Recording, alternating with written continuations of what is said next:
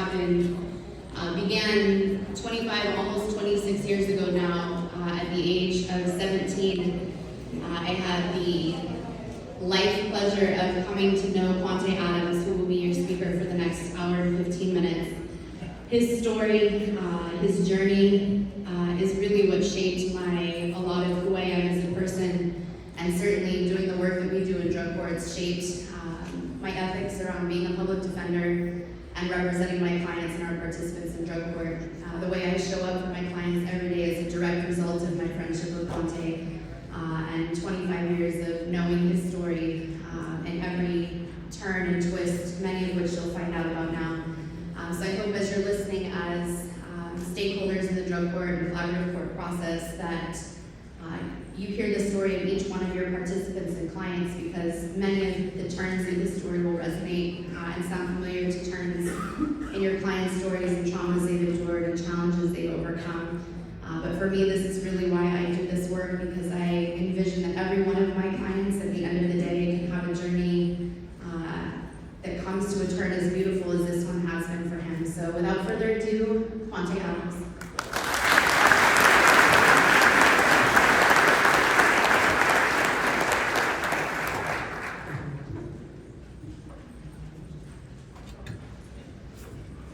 Thanks for having me. And thanks for coming out, because for you guys to be here, it shows that you have interest and or concern with our social justice and criminal justice system. So for you to be here and to listen to what I have to say and engage, it actually shows that you care. And when we as society show that we care about our social and criminal justice, it encourages lawmakers to enact policies and laws that can improve the conditions of our criminal justice system. It also shows offenders that we care about their rehabilitation. And when we show offenders that we actually care about their rehabilitation, it allows them to put faith and trust in rehabilitation in the process. There's one problem that I find with a lot of offenders is we don't trust or have faith in the criminal justice system. A lot of us look at it as if society wants to throw us away. And when we have that perception, we take on this outcast mentality. And when we take on that outcast mentality, we start to believe that it's us against society. Society against us. And it even says so on our pleadings. You know, the state of California versus Quawntay Adams. The United States versus Quawntay Adams. Those pleadings in itself creates this irrational belief inside of the minds of offenders, to where we start feeling like the whole United States, the whole state is against us. And when we have that type of mentality, we will never be open to hear what you guys, those of you who do care about us, we will never be open to hear what it is that you guys got to say. And it's important because without that, there is no way, it's very difficult for an offender to rehabilitate himself. And believe it or not, some people think that very few offenders can be rehabilitated. and that's not true. I'm a living example. I'm prime proof that an offender can be rehabilitated. And it goes back to the offender believing that the people actually care about it. Because we're all human. Neither one of us were born an evil person or a criminal. We were not born saying that we're going to just wreak havoc on society. It's something that happened in our lives that led us down that path. And the further we go down that path, and the further we start entertaining the people who feel as if we are victims to laws of society, then we start to have this outcast mentality that I mentioned earlier. And we start to say, to hell with the laws and the system. So, I'm actually, according to the odds, I'm not supposed to be here today. Just 2 years ago, I was sitting inside of a maximum security federal penitentiary with 18 and a half years remaining on a 35-year sentence.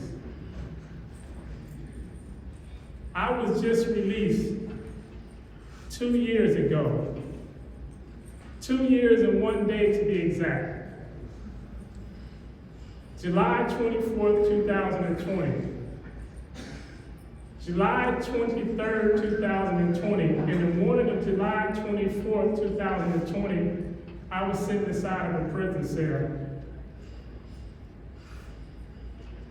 So for me to be here on this stage today, speaking to you guys on what is essentially my 2-year anniversary, this is proof that offenders can change.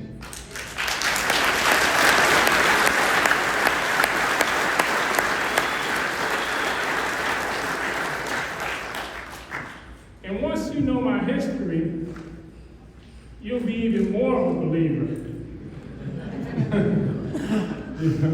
I didn't come from a good household. I didn't come from a good community. I was born and raised in Quawntay, California. I grew up in the 80s. My father was one of the original Compton Crips. And to put it frankly, he was a savage. My entire family, from uncles, aunts, cousins, and just about every other male in my community were involved in that lifestyle. So as a kid, that's all I saw. I was essentially inadvertently trained to be a lawbreaker, or a bad boy, or a criminal, or whatever you want to call it. Because that's all I saw. My father was not really present in my life.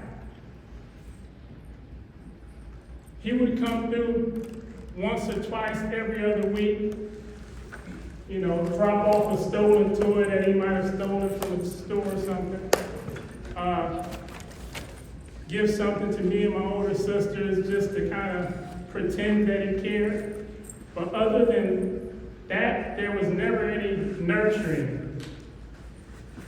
And every time I saw him, he would have a can of Slits Malt liquor, beer, which I began to think was a normal thing to do. Started thinking that the epitome of being a man was drinking Slits Malt liquor beer. He kept 2 guns on him at all times. He got it from his father. His father would rob banks with him. And so as a child, as a young black man with no sense of identity and no guidance or direction, when I had questions on how to be a man or what was my purpose in life, I just looked to them. I looked to my father, who wasn't around. He ended up going to prison when I was 8 for murder, and I never saw him after that. I looked to my uncles, who were no different than him. I'd go outside and I'd look at the other men in our community who were drug dealers and gang members. At one point I remember actually questioning, was that the identity and the role of a black man? Because that's all I saw. I would look on TV sometimes to try to find a bit of hope to see if there's another identity. But I don't know if you guys are familiar with television in the 80s. There weren't many. Other than the athlete, there weren't many positive black role models on TV. And they certainly weren't in my community. And so by the time I turned 12 and 13, I was convinced that my role and purpose in life was to be a drug dealer. I had two choices, a gang member or a drug dealer, or both. And in my community, the drug dealer seemed to be the best because he's the one who had all the money. And when you're desperate, because no matter what, even as kids, we feel like, well, I know I did. I felt like there was something better out there. I felt it in my gut. And that's probably what separated me from a lot of other kids, because I felt it in my gut that there was something better out there for me. I just didn't know what it was. And without any guidance or anyone to cultivate my intellect, I had zero chance of finding out what it was and obtaining it. So I believe that in order for me to be successful in life, I had to sell drugs. I needed money. Saw it on TV, I saw it in the streets, everybody with money was praised. Money was freedom. You know, you get some money and you leave a poor community, you start feeling like you're free. Well, you perceive and believe that you're free. So that was my identity, or my idea of freedom as a child. Making money, moving my mother out of the ghetto, and me getting out of the ghetto. So it was a sense I was chasing freedom as I was selling drugs. Then I started going to juvenile hall, California Youth Authority, wasting my youth in and out of jail. I was following the footsteps of my role models who were not positive. And I was repeating the cycle, the very same cycle that they too had been repeating. Then all of a sudden, in 2004, January 23rd, 2004, something changed for the worse and for the better. I was arrested for attempting to possess marijuana. And I was facing life in federal prison. And there's no parole in federal prison. So life means life. 20 years means 20 years. 30 years means 30 years. But also on that very same day that I was arrested, I received a call earlier that day before I was arrested. Maybe an hour or two before I was going to pick up the marijuana. I received a call from my ex-girlfriend. I'd broken up with her. We'd broken up 3 weeks earlier. and we vowed to never talk to each other or see each other again. So when she called me a couple hours before I was arrested, initially I wasn't taking her call. She kept calling, so I felt like it was important. I answered, and she told me she was pregnant. So there I was, sitting inside of a federal detention center, facing life without parole, and I had my very first child about to enter this world.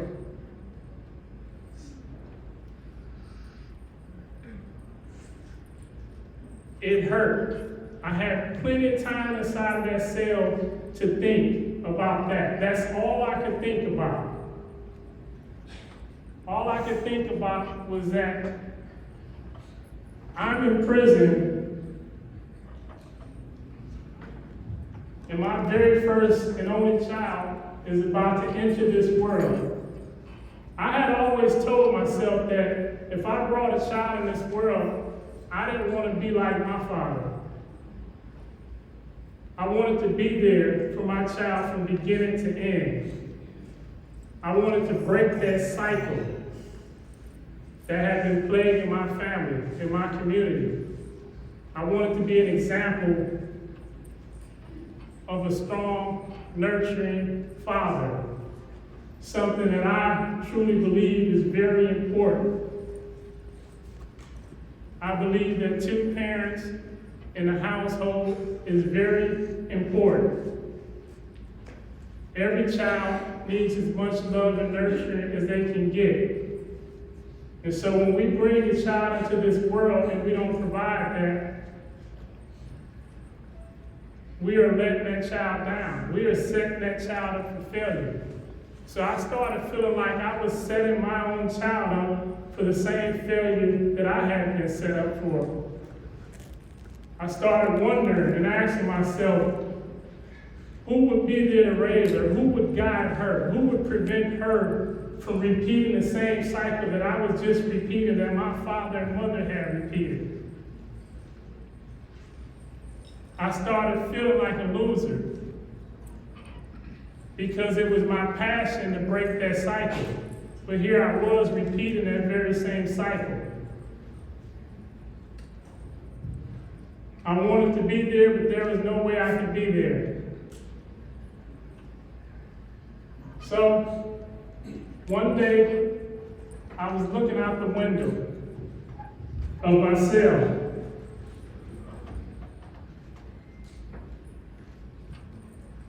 And I decided that I was going to escape from prison.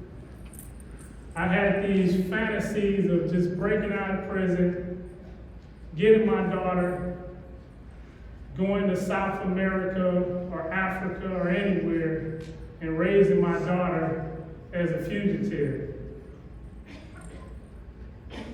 To me, that was better than raising her from behind bars or not raising her at all. So I needed to get a hacksaw blade into the jail. There was a window, long, narrow window that had a bar running through it in my cell. So I decided that I was going to smuggle a hacksaw blade inside of the jail and cut the bar out of the window. Now, how would I smuggle a hacksaw blade inside of the jail? It's a difficult task. But so one day, they had this mail lady who would pass out mail Monday through Friday.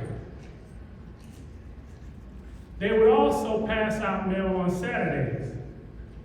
But the mail lady whose job was to pass out mail would not work on Saturdays. So they would have this lackadaisical correctional officer who would come through on Saturdays and he would pass out mail. And one day I noticed the way he passed out legal mail. I'm not sure if you guys are familiar with the policies of distributing legal mail inside of prisons.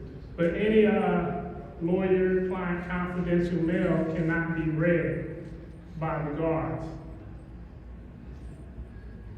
They can open it, they can inspect it for contraband, but they can't read it. And so this lackadaisical correctional officer, when he passed out mail, he would simply open the envelope, pull out the papers, and shake them, as if he expected a gun or a hacksaw blade to just fall out. And then he would just hand it to you. I watched him for several weeks repeat this same cycle. And believe it or not, I never saw a hacksaw blade. I never knew what a hacksaw blade looked like. I didn't. I just knew that I heard about something that cuts through metal. And I never worked a day in my life, didn't know anything about a hacksaw blade. Only thing I knew about one was one time a guy stole my car and he cut the club off of my steering wheel, and people said he must have used a hacksaw blade. That's the only thing I heard about a hacksaw blade. So I asked a couple of other prisoners inside of the jail, like, what's a hacksaw blade? And some of them told me. So I sent a message out through a coded letter to my cousin and asked him to put a saw blade inside of a stack of legal mail and send it to me as if it was coming from an attorney, and to put attorney-client confidentiality on the envelope. And I tested by sending empty packages on a Thursday so that they can land on Friday. Sure enough, it worked. Got the hacksaw blade, cut the bar out the window, didn't tell anyone except one person. And when I told this person, he suggested that I bring another prisoner along. Not him, he was going home, but he was a good, I trusted him. So he convinced me. So this other prisoner who had just been sentenced to 10 years was desperate to get out. We brought him in the cell. I showed him the window, the bar was cut. He lived in the area, swore up and down he can get us a ride. And he had a getaway car and a hideout for us. And so I said, okay, come on, let's go. He said, hold on. I gotta get my stuff together. As if he was going out of town.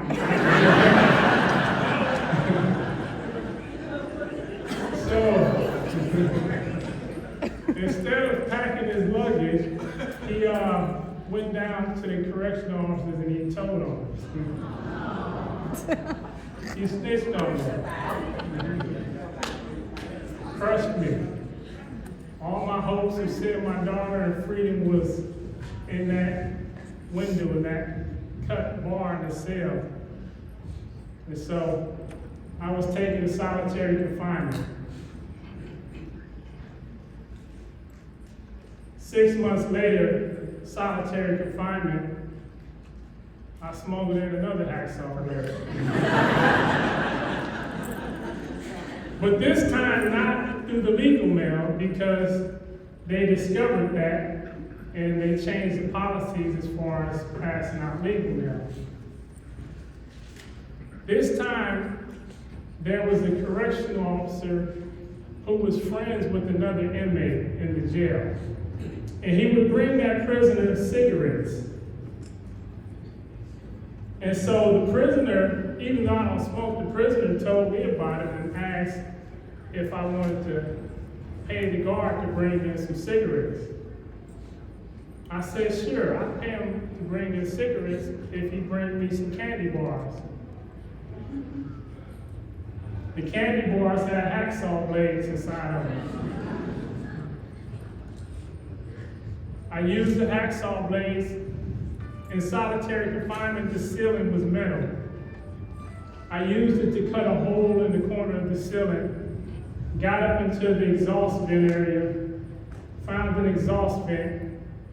It's 3 a.m. in the morning, I kicked the exhaust vent out, threw my rope out, went to scale down the building, and the flashlight started shining on me. So I got back inside the building in the vent, and I looked and I saw that there was a guard down there shining the light on me as I was trying to come out. Later I found out that he was out there smoking cigarettes. He heard a loud bang, went around, and there I was coming out of jail. By this time, the United States Marshals declared me extreme escape risk.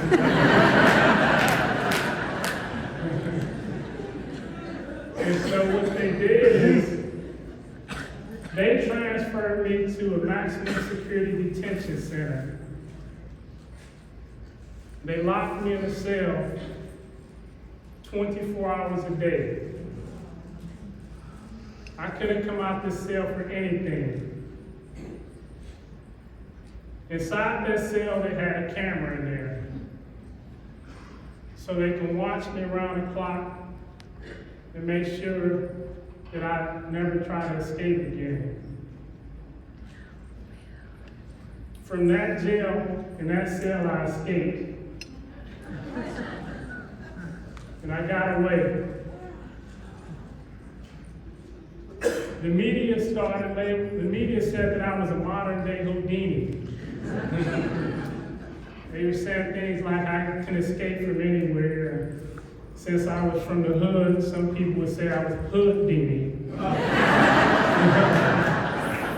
But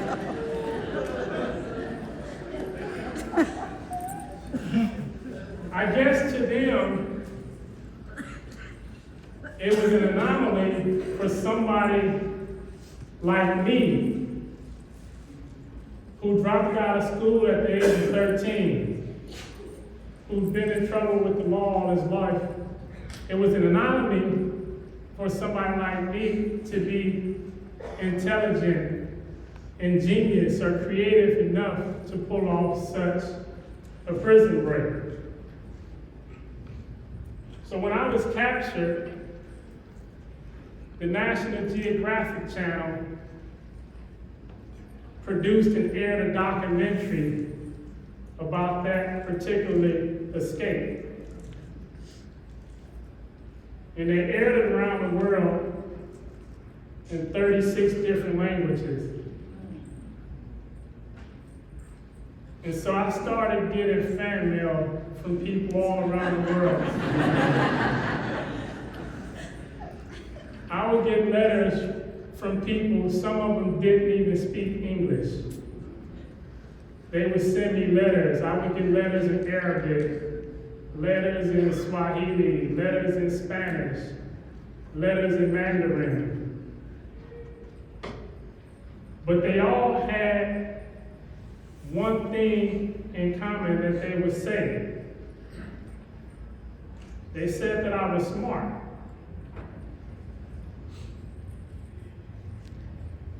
Nobody had ever really said that I was smart, except I did. I had never been praised for anything that required a degree of intellect. I've been praised for selling drugs, which is simple. It doesn't take a mastermind or rocket science to sell a piece of dope.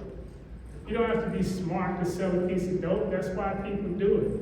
It's easy, it's simple. It doesn't require any intellect. Yet, a lot of people are praised for it. You're praised for something stupid. That's the only time I have ever been praised. That's the only time people have ever acknowledged me is for doing something stupid. So here it was, the first time in my life, people from all over were saying that I was smart. I mean, sometimes if you have a friend who says you're pretty, or you're smart, or you're intelligent, that's just a friend. That's somebody who cares about us. They're just telling us anything. But when you have people who you don't even know saying that you're smart, it does something to you. it made me question whether or not I really was smart. I started believing them. And so now that I believe that I was smart, I started doing things that smart people would do. And another thing it did also was it showed that there were people out there who cared about me. So it wasn't the United States versus Quawntay Adams. That was just a phrase used in the courtroom.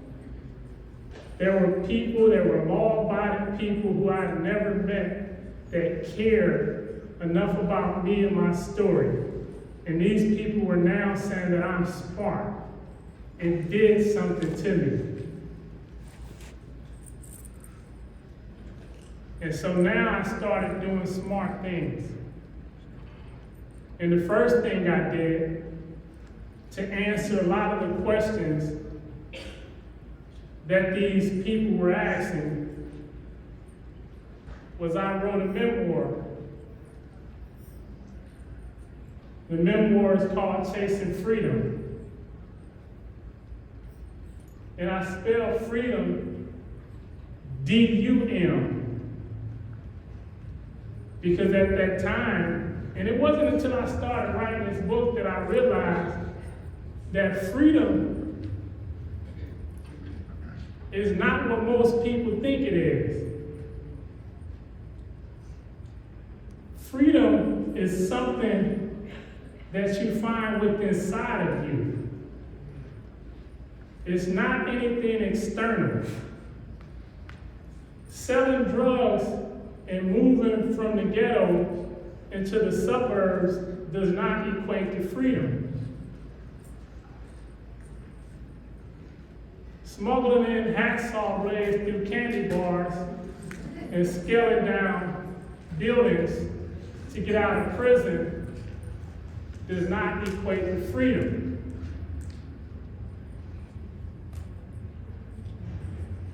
Freedom is the ability to fulfill your meaning and purpose in life. And once you find out what that is, and you start doing everything you can to fulfill it, you're free, no matter where you are. Nelson Mandela was free in Robben Island because he had a purpose and a meaning. And so, in my memoir, I wanted to give people details on how I actually grew up. And above all, I wanted to show them that just because we come from communities that are disadvantaged, that doesn't mean that we're not smart. It just simply means that we had very few people to cultivate that smartness. We didn't have people, well, I know I did, to actually identify that intellect that I had and to build on it and to create opportunity for me to utilize that in a way for the sake of humanity. And I wanted people to understand this because it goes back to the word care. I wanted people to understand where I came from and how I grew up in hopes that you guys and that they would have a degree of concern. That they would understand that if given the resources, if given the love and the opportunity, then we all can be successful. And so when I wrote this memoir, I had a chip on my shoulder because I'm in prison for 35 years. I had no idea that I would get out. I was doing this because I wanted to do something smart.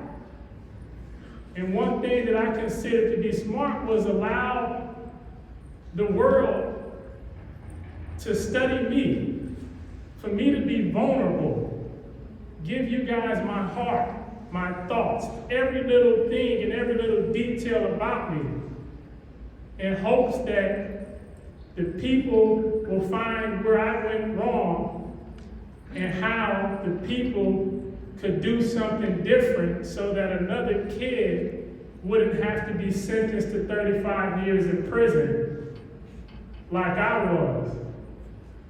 I was hoping that my memoir would encourage someone to save another person, to give people understanding.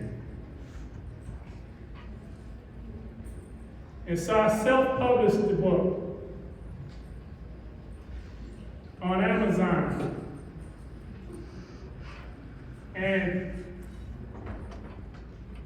2 months later, an indie production company in Hollywood reached out to me. They wanted to turn my memoir into a movie. I agreed.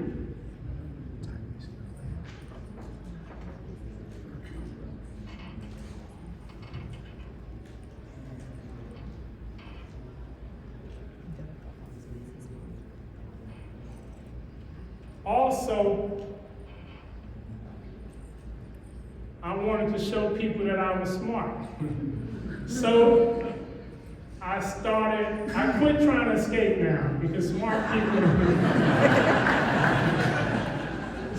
people don't escape from prison by smuggling in hacksaw blades.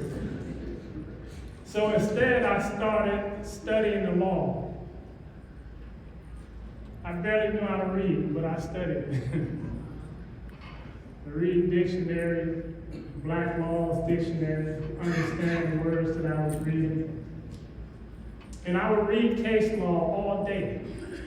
I would read case law so much it became like reading a book for me. That was my source of entertainment. Because at the time, since I was an escape artist, I was in solitary, so most of my time was spent inside of a cell. And so sometimes I couldn't even get regular books.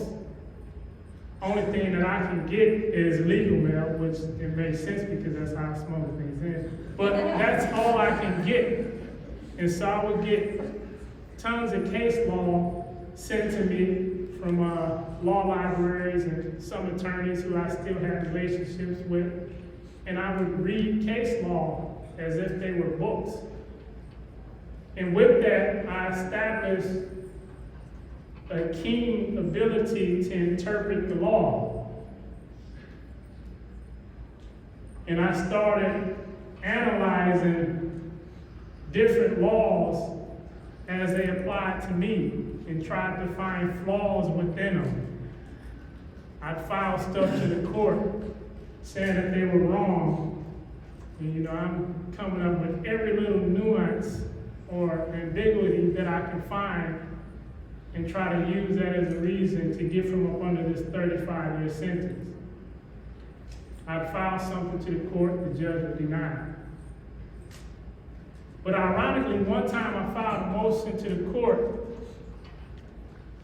claiming that the judge made an error, and even though he denied the motion, he ordered his clerk to clean up his docket and memorize certain orders, similar orders that he issued in other cases.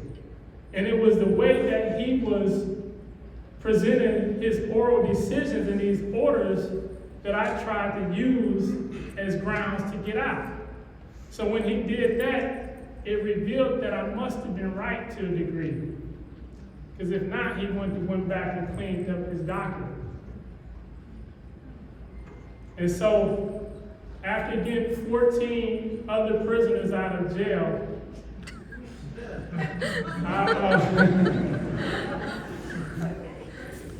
I filed a motion to the court. Well, first, my judge retired, and another judge had taken over, I filed a motion to her, and she appointed an attorney to represent me. The attorney told me the same thing my previous judge had told me, that I was trying to be creative with the law, and that I was stretching the words, and it didn't really apply. So he told me that there was no way the judge would grant my motion. So I fired my attorney, rightfully so. I represented myself.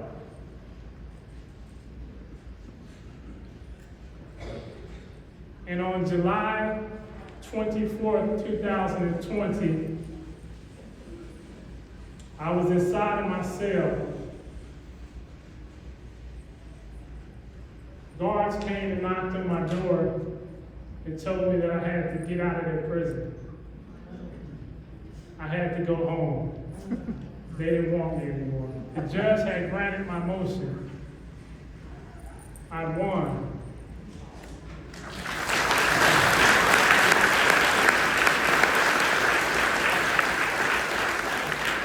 But sometimes I didn't want to take credit for it. People started saying, "You're smart, man. You escaped from prison 3 times. You fired your lawyer. You got yourself out of here. You're super smart, dude." I might be smart. Okay, I am smart. But I think it's something bigger. I think I have a purpose. And that's why I'm on the stage. And I have a confession. This is my first time having such a big speech or presentation.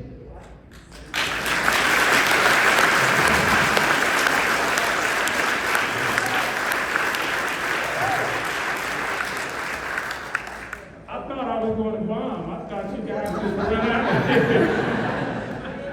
You know, I didn't prepare. I honestly, I didn't prepare.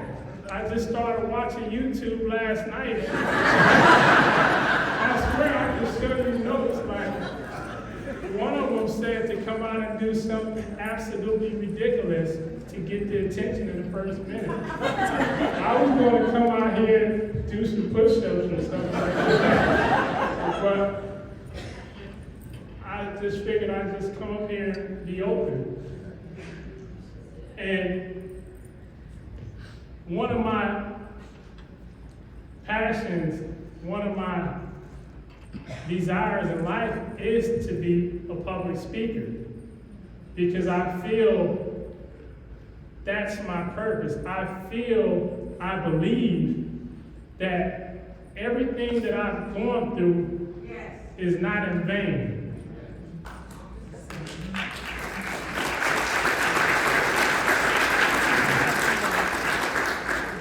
I think all of this is happening, even me going to prison was part of my purpose. Crazy thing is I wasted so much of my life in there, but I wouldn't change it. Because it's not about me. I had to go through that in order to be an example and an inspiration for other people, so that another million or thousands of other people who come from communities like mine, who doesn't have strong men guiding them, wouldn't have to go through the same thing that I went through. So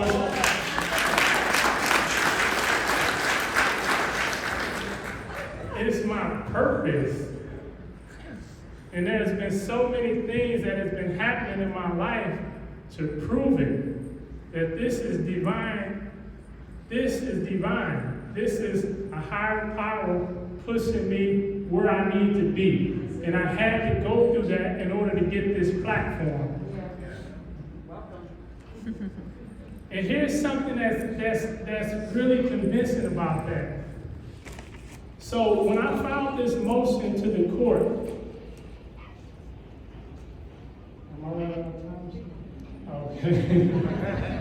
All right, so when I filed this motion to the court, I had confidence. confidence. I believed that I was going to get out. And one day I was typing up a motion helping another prisoner. Well, let me rewind back. When prisoners would ask me what's going on with my case, I would say, you know what? I'm getting out of here on Friday. Friday will come, I'm still there. I just get out. This happened for like 2 months. I would just keep saying, I'm getting out. I think she's going to grab my motion. I'll be out of here Friday. Wouldn't happen. And so there was one Thursday, I was sitting at the typewriter and I was typing it, because by this time I'm in general population now. So I was typing up a motion for another prisoner. And he asked me, what's going on with your case? And I said, you know what? I think tomorrow, Friday, she's going to grab my motion and let me out of here. 5 minutes later, the guards came out and they said, Adams, pack your stuff, you're going to R&D. Now, R&D is receiving and discharge. You only go there for 2 reasons. Either you're going home or you're being transferred. At the time, everything was shut down because COVID. This was during the pandemic. There were no transfers. So I'm like, this is it. I ran to my cell. I gave everything away. Kept my business. I gave everything away. Raced up to R&D. The guy said, where's your property? I said, I'm not taking that stuff home with me. All I'm taking is these pictures here. He said, you're not going home. He said, we're starting transfers back up, and you're the first person. We're doing this little experiment. We're going to put 4 of you guys on a big bus, social distance, 6 feet apart. And we're going to drive you guys to another prisoner. But first you're going to go into solitary for 3 weeks on quarantine. Then we'll bus you to another prison, put you back in quarantine, then put you in general population. We want to see if it works, because this stuff is getting overpacked and we need to start moving prisoners around to bring more prisoners in from the court. So I saw the unit manager. That's the guy who does he's like the head counselor in the unit. And I asked him, could he put a stop to the transfer? I said, I have a motion pending and other things going on, plus I don't want to get in this transit and catch this COVID. You know, by that time we thought it was just a death sentence. I didn't want that. So he said, okay, the warden's not here today, but Monday, when the warden comes back, I'll talk to the warden and we'll see about stopping this transfer for you. So they took me to solitary, quarantine as they call it. And Monday came around. The unit manager came and he asked, do you still want to stop the transfer? I said, you know what? Nah, just let it be. Whatever happened is part of the universe plan. Must be meant for me to transfer. You know. And at the time, this motion is pending. So 3 weeks later, on a Friday, I'm sitting in my cell. And I'm asking myself, because it's to the point now where so many things happen, I start questioning and trying to find meaning within things. So whenever I'm stressing or I feel confused, I try to find a meaning and purpose in it. So I started asking myself, because I've been in quarantine for 3 weeks and 1 day. They don't let you out for shower in there. It was just like miserable.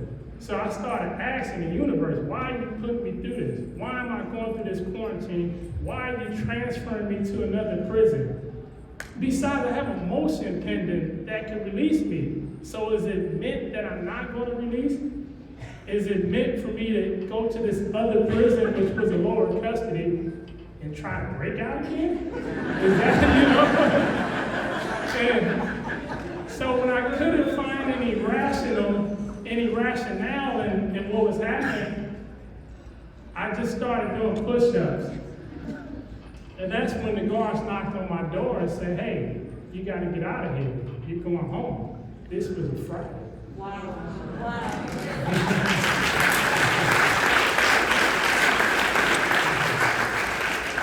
And so when I get up to R&D, I saw the unit manager, and he had this huge grin on his face.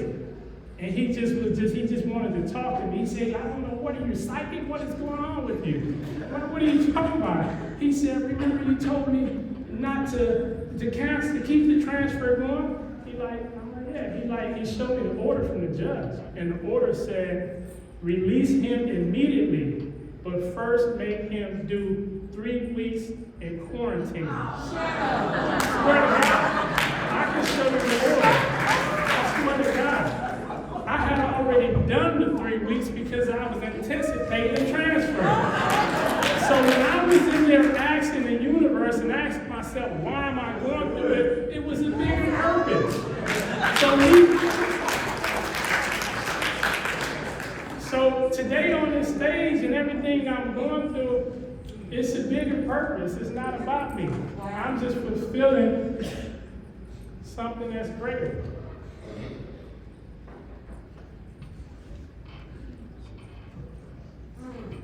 I'm free. This is my meaning. This is my purpose. This is freedom. And I don't have any money, so it's not about that.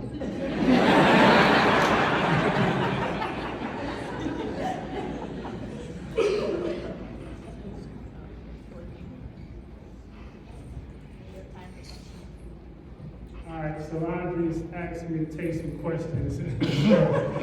I'm gonna pass the mic around if there's anything anybody wants to ask me. Raise your hand. I told you he was amazing.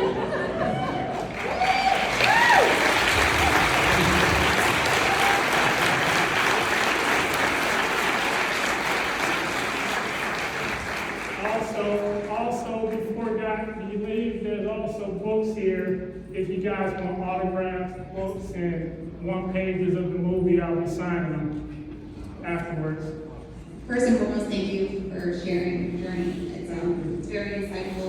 I'm a federal probation officer, so I did want to ask you if you're still on supervised release or if you are granted early termination.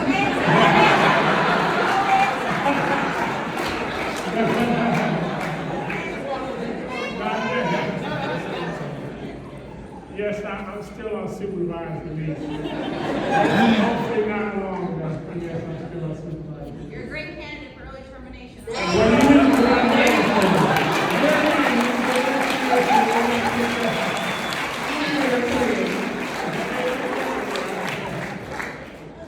You want to tell them what's up with your daughter? Yes. Oh, one more time. So, I got out, got full custody of my daughter.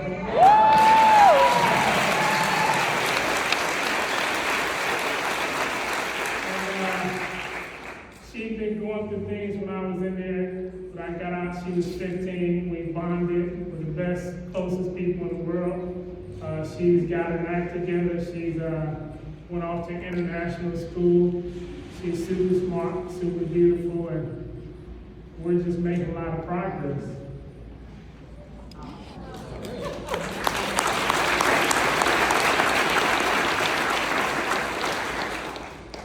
Other questions? I'm happy to bring them in.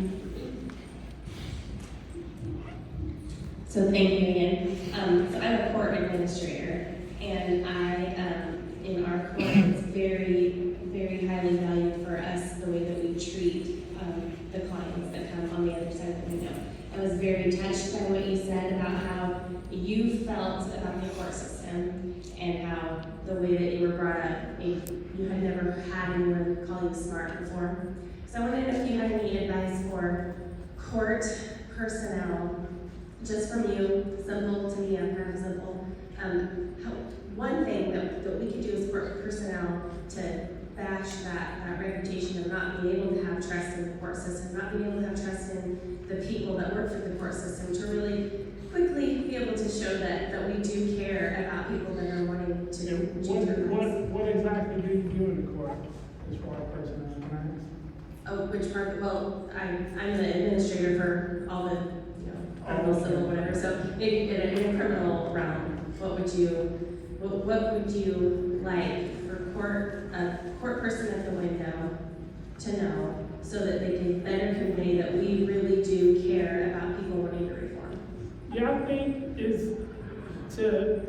when you're dealing with defendants and offenders who's coming through that courtroom, I think it's sometimes to be patient with them and to just like express that, treat them as if they're human. And I know sometimes it can be difficult when you have so much going on in the courts. I think a lot of times people don't understand how much work you guys have to do, and it can become a frustrating job. And then when you bring a frustrated, defiant prisoner through there, they definitely don't have that understanding.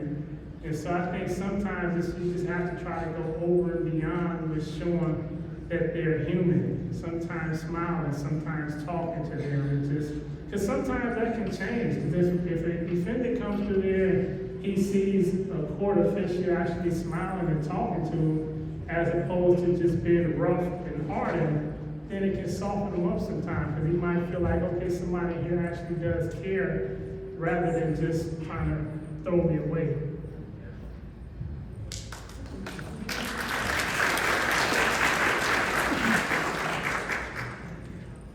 I'm not getting deep for this.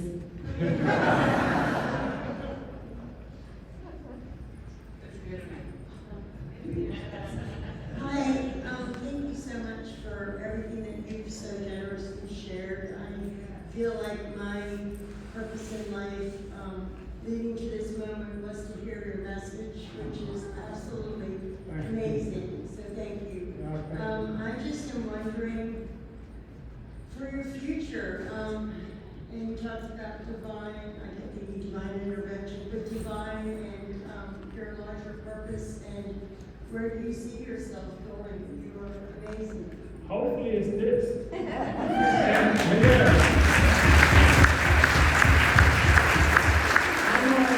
I'm a film producer now, so I'm producing movies, documentaries, and things, but I think, to me, this is bigger than any of that.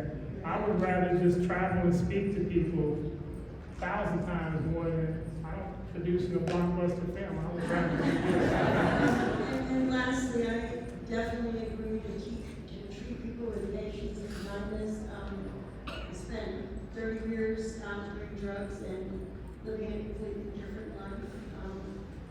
And I think that my purpose has led me to right here. I've lost many people to overdose, mainly my daughter, 2 years ago.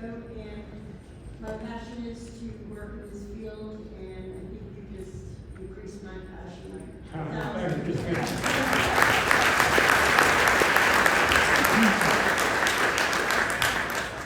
Good afternoon, Mr. Adams. Incredible story about your life. I'm a district judge down in Texas, where I spent 18 years doing criminal defense work in the federal system. Where can I read your motion? The funny thing is, if you Google my name, you can find that motion. What district? The Southern District of Illinois.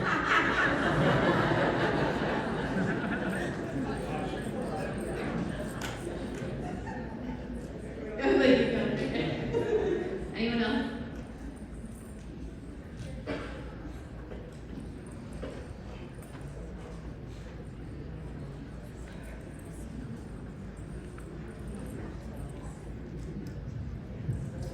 I was just going to ask you, for distribution of marijuana, for you to get 30 years, what did your criminal history consist of?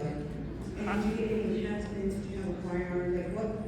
Why were you sentenced to 30 years for distribution? Yeah, I had a prior drug offense. So I was a career offender. Yeah. Any other questions?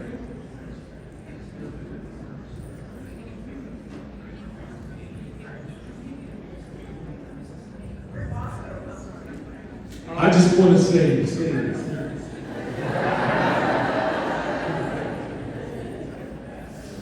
I just want to say thank you for your humbleness and sharing your story. And I think it's when we hear the words from a man that is realized his purpose and realize that his life is not about him just living it, but living it for something else, that needs to be heard a lot more.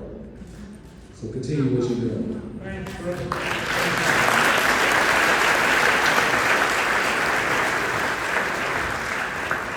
So somebody asked, where did Bosco come from? So There was a chocolate drink called Bosco in the 70s and 80s. When my mother was pregnant, she used to drink it while she was pregnant with me, and when I came out, I was this little chocolate baby, so they started calling me.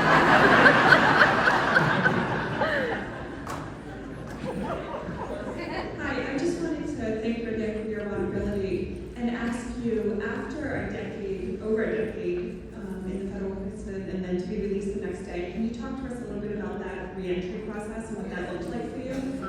Yeah, it was more so, I'd always been, a lot of people ask me that question. I think the difference between me and someone else getting out after 16 years is the fact that I never really felt like I was in prison because my mind was always free. Either I was trying to escape or I was trying to get out through the courts. So I had never accepted the fact that I was in there for 35 years. And I think when you don't accept it and you go day by day telling yourself that tomorrow you can be free, then it doesn't weigh on you as it would if you tell yourself I'm here for 35 years. Yeah. And so when I walked out, other than not knowing how to turn on a cell phone, I think mentally I was prepared. You know, of course there was the shock because it was COVID, and just to be able to socialize with people, that was a little awkward. But the transition was pretty okay. It was rough, you know, financially. But the thing about it is I told myself that I had a purpose and I believed it. And so I knew that no matter what, that I would be all right. And so whenever I faced any type of struggles or hurdle, I never worried myself about them. I just stayed focused on what my plans were. And I had plans before I came out of prison with this movie going on. And so I got right off into that, started producing the movie, putting together the cast and doing things like that. So the transition was pretty okay for me. While I make my way over to the next question, you want to tell them a little bit about Chasing Freedom Foundation? I also started the Chasing Freedom Foundation, which is a nonprofit organization that's designed to keep inner city kids from taking the path that I did. Because one thing that I found,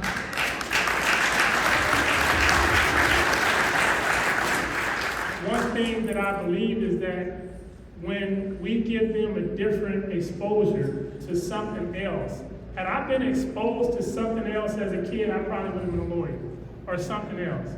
But I never had that exposure. So one of my goals with this foundation is to take kids out of the ghetto, even if it's for 2-3 weeks, and to let them see something different. Then surround them with people who are part of the program who will continue to check in on them, continue to give them opportunities and cultivate whatever we find their purpose and meaning is. Because what happens too often is a lot of these foundations, they get money, and they go through there and they donate some food, and they disappear. Or they come through and they talk on the mic, then they run off somewhere in the hills.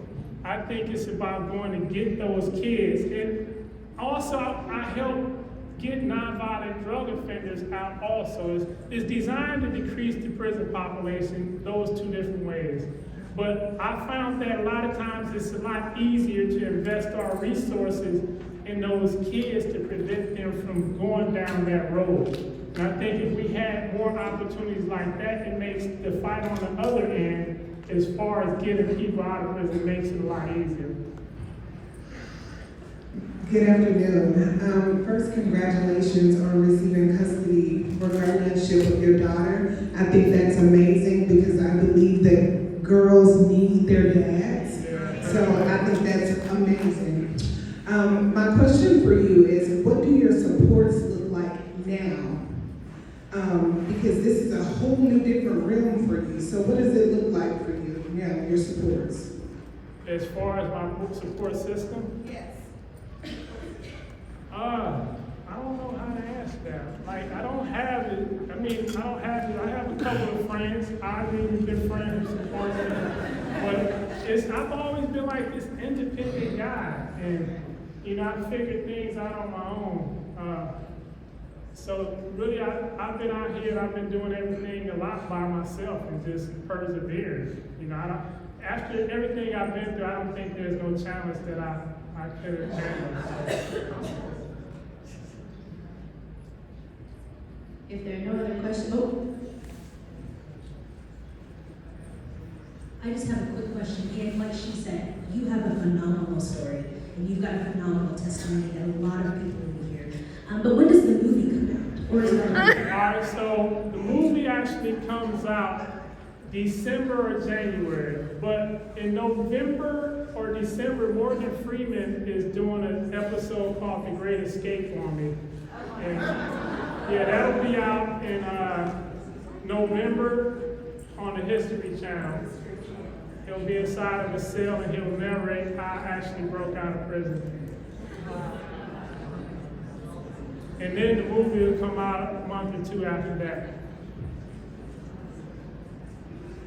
if there are no other questions, I'll let you give your closing remarks, and I'm sure there's some folks that want to get out there to the buffets. Oh, one more, I'm coming.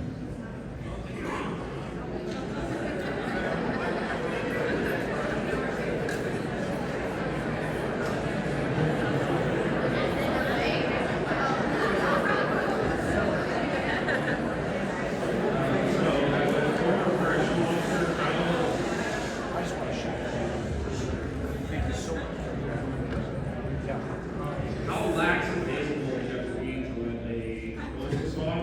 It's a reciprocated saw blade.